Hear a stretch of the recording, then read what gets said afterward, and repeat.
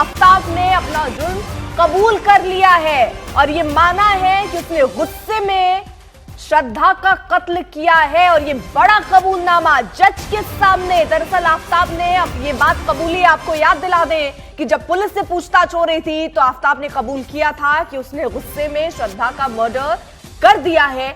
सवाल यही उठ रहे थे कि या कोर्ट में जाकर भी वो इसी बात पर टिका रहेगा, लेकिन अब बड़ा कबूलनामा जज के सामने आफताब बोला है कि गुस्से में उसने कत्ल कर दिया। श्रद्धा केस में आफताब का ये बड़ा कबूलनामा। हिमांशु हमारे साथ लगातार मौजूद है, हिमांशु का रुख करें उससे पहले अरविंद हमारे साथ जुड़ चुके हैं, उनके पास कुछ ताजा अपडेट है। अरविंद, क्या ताजा अपडेट? 4 दिन की पुलिस कस्टडी मिली है। उसके अलावा जो पॉलीग्राफी टेस्ट है उसके लिए कंसर्न दिया है आफताब ने, तो पॉलीग्राफी टेस्ट अलाउड किया है। कुल मिलाकर अदालत ने परमिशन कल ही दिल्ली पुलिस ने ली थी, लेकिन पॉलीग्राफी टेस्ट के लिए भी आरोपी के कंसेंट की जरूरत होती है। आफताब ने अपना कंसेंट दिया है, जिसके बाद पॉलीग्राफी टेस्ट होगा। उसके अलावा जज के सामने जो आफताब है उसने कहा जो कुछ भी हुआ वो हीट ऑफ द मोमेंट हुआ। यहाँ आपको ये भी बता दूं कि उसने ये नहीं कबूल किया है कि उसने श्रद्धा का मर्डर किया, उसने ये कहा है कि जो कुछ भी हुआ वो हीट ऑफ द मोमेंट हुआ है। तो अब कुल मिलाकर 4 दिन की कस्टडी मिली है, कुल मिलाकर 14 दिन की कस्टडी ली जा सकती है। 5-5 दिन की 2 बार कस्टडी ली गई थी, 4 दिन की कस्टडी और दिल्ली पुलिस को मिली है।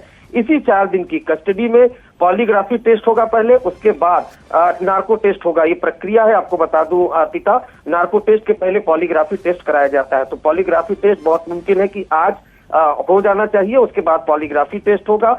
इन सब के बीच इस 4 दिनों की पुलिस कस्टडी में बहुत कुछ आफताब से उगलवाना है, बहुत कुछ रिकवर भी करना है केस को मजबूत बनाने के लिए। अर्पिता, तो बिल्कुल देखिए, यहाँ पर चुनौतियां तो पुलिस के सामने थी ही कि सारे सबूत इकट्ठा किए जाएं ताकि कोर्ट में जब इसको रखा जाए तो वहां इसको दोषी करार कराया जा पाए। एक बड़ी चुनौती अरविंद पुलिस के सामने थी, लेकिन अब इस कबूलनामे से क्या ये माने कि रास्ता थोड़ा आसान हुआ है?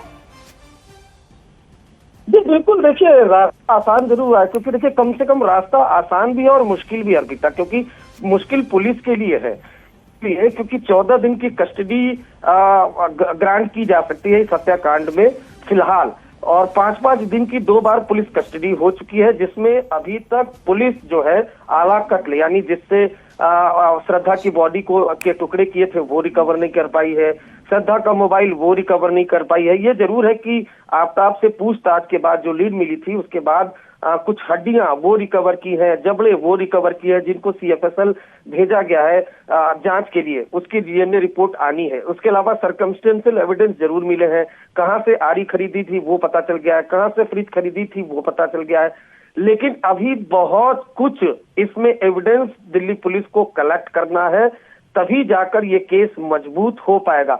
इसीलिए नार्को टेस्ट की जरूरत पड़ी कि अगर दिमाग में कुछ है आफताब के तो वो निकलवाया जा सके। देखिए, जब भी कोई वारदात होती है तो उसमें क्राइम सीन से आरोपी कुछ लेकर जाता है, जिसे रिकवर करना पुलिस की जिम्मेदारी होती है, कुछ मौके पर छोड़कर जाता है जिसको रिकवर करना फॉरेंसिक की जिम्मेदारी होती है, लेकिन कुछ वो दिमाग में रखता है जिसे न फॉरेंसिक एक्सपर्ट उगलवा पाते हैं न पुलिस उगलवा पाती है।